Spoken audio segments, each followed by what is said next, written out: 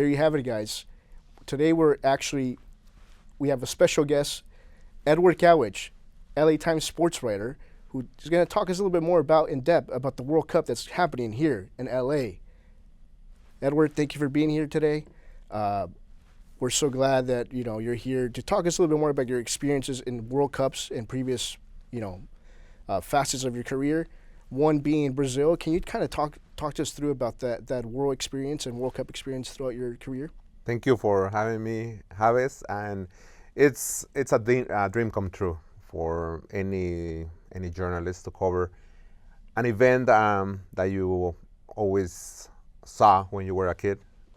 I'm a big soccer fan, and when I grew up in Mexico, that was my first real tournament that I used to follow on TV, and just being there in person, and not only being in person, getting paid to work and being there, it's something that I never thought was gonna happen in my life, and I've been very fortunate to be there for 3 times. I was in Brazil, like you said, in Russia, and in Qatar, and this is gonna be my 4th, but I'm always gonna remember Brazil because Brazil is one of the biggest soccer countries out there, and some of my favorite soccer players are from Brazil. So being there, it's like a world party. You see fans from all over the place who shared that same passion for soccer, and just being there and seeing Spanish people, people coming from all over the country, and talking to them. That's the beautiful part about the World Cup. Just meeting new people. And how do you see the magnitude of this event happening here in 3 countries this World Cup? It's going to be Canada, the United States, and Mexico. What are your perspectives of the new format as well, with the 48 teams and 104 matches? It's going to be way different. Actually, it's going to be, I don't know if it's going to be my favorite World Cup because there's 3 countries. I think the beautiful part, like I said, in a World Cup is having a lot of people from different countries, from different places, sharing the passion of soccer in one place, in one city. Now we're going to have 3 countries. We're going to have the World Cup beginning in Mexico, and then we have some games in Canada, and then a lot of games in the U.S. So I don't know how it's going to be. I'm going to be covering mostly Mexico, so that's going to be, I think, a different kind of World Cup out there in Mexico. But here, it's also going to be very interesting with all the political stuff going on. But I think it's going to be way, way, way different than Qatar 4 years ago. Everything was happening in one city. So this is like the opposite of what happened in Doha. But I think once the games start, once the games start happening, and there's people talking about the sport, I think it's gonna be everything is gonna be united, and people are gonna be paying attention to the game. And then, Edward, one of the questions that I have, who do you see kind of going through the rounds and seeing expectating of teams who are progressing throughout the tournament? I think the favorites are always, I think, Argentina. People are not talking that much about Argentina. They're talking more about Spain. They're talking more about France and other teams, Portugal, even Morocco. They're talking about it. But I think Argentina can win it again, and Messi is gonna be there. And Brazil, nobody talks about Brazil a lot. They're being kind of disappointing in the last World Cups, but you can never, they're always a very, very dangerous team. But I think it's going to be Spain and in Argentina or France. Do we expect anything from the host nations like Mexico, Canada, the U.S.? It's going to be interesting. I think the U.S. is going to be, I think they're obviously very the favorites for their group in the group stage, here playing in Los Angeles, 2 of their games, and 1 in Seattle. I think the U.S. is going to, out of the 3 host countries, I think the U.S. is going to be the most successful. And by successful, I mean probably reaching the quarterfinals, the semifinals, maybe. Mexico, it's I think they're going to have a lot fans out there rooting for them, and it's going to help them.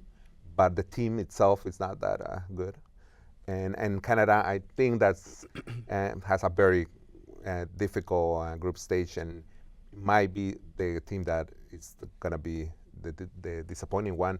They haven't won a World Cup game in their entire history, so just by winning one game, I think will be good for them. Obviously, talking with Jesse March, the head coach, he said they want to reach quarterfinals. And then also the World Cup touching down in Los Angeles. Do we expect a lot of fan base at SoFi Stadium for the 8 games? I think they're gonna be sold out stadiums, and the U.S. is playing twice. That's gonna be, I think it's gonna be a really, really awesome atmosphere.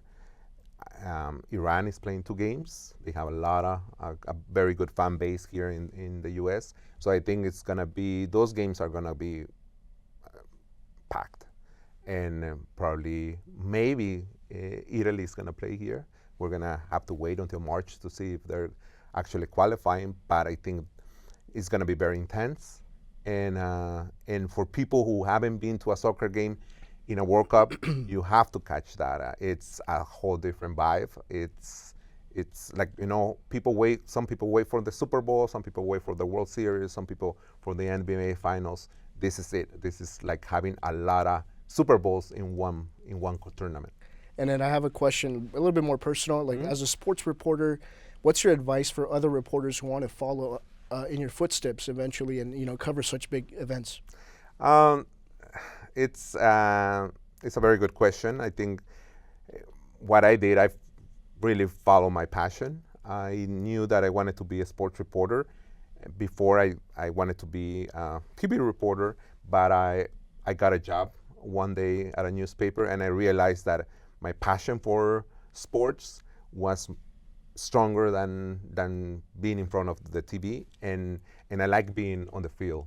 And a big part of the World Cup is being on the field. Like I said, meeting new people, seeing a lot of things. I've been very fortunate to be in so many big games, and there's no money that can pay that, because it's not only being at the game, but I can see the behind the scenes. You can actually talk to players, and that's awesome. But I think everything started with my passion, following my passion.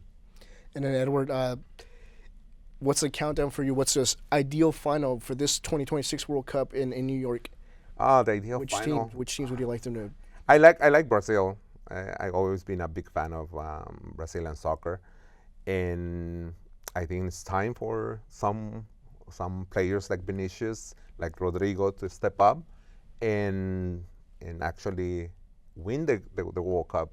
The last time the World Cup was played in the U.S. was in '94, and Brazil won it against Italy in Pasadena, very close from here. And I remember that I was I had months in the U.S. I couldn't attend a game back then, but I became a big fan of Brazil. Yeah, I think Brazil is one of those countries that do have like the roster and the depth, and even the coach, who's Ancelotti. And I do think they have the depth. But yeah, I kind of understand where you're going with Brazil being a champion here in 2026. And then Edward, last question. Where can we follow you on social media? If you have any social media, people could follow you. People could see your work. Where can we follow you? You can follow me on Mayan Tiger. That's you can see me on Instagram. You can follow me on X, on TikTok. I'm a big fan of TikTok, so yeah, follow me there. I'm gonna be posting my adventures in the World Cup, and like I said, I plan to be there for the group stage, Mexico, following Mexico in Mexico City and Guadalajara. Will you be vlogging all your trip down there to Mexico? Yeah, it's gonna be fun. Like I said, I covered 3 World Cups, but they're always different, and this one is gonna be way different. And I was born in Mexico, so it's gonna be very special for me also to have that tournament at home. And fan base in Mexico, Canada, and U.S. are completely different, correct? Oh yeah. They live in a World Cup, I'm gonna be biased here, but I think Latino fans are the ones who bring the party. You're gonna see it. They live soccer very differently. You can see it with Argentinians. You can see it with Brazilians. They all live it very differently. But you're gonna see how each fan base, like you said, they experience the World Cup. And I'm not saying that some people don't experience it as well, but yeah, they have really good fan bases. The U.S., I think the sport in the U.S. is gonna grow a lot with this World Cup. In '94, we didn't even have a league, so you can imagine in all these years, the sports has grown a lot. Yeah, the growth of soccer in the United States has grown a lot, and I feel like the 1994 World Cup actually established that going forward. And 20 years later, like we see 2026, and I see a lot of MLS teams growing from that. So, and not only that, but the base players of like the U.S. having that roster from MLS core goes into depth. Edward, we just also want to thank you for your time today. I appreciate you coming here. Aside of that, it's an honor to be here next to you, and thank you again for your time. Oh, thank you for inviting me.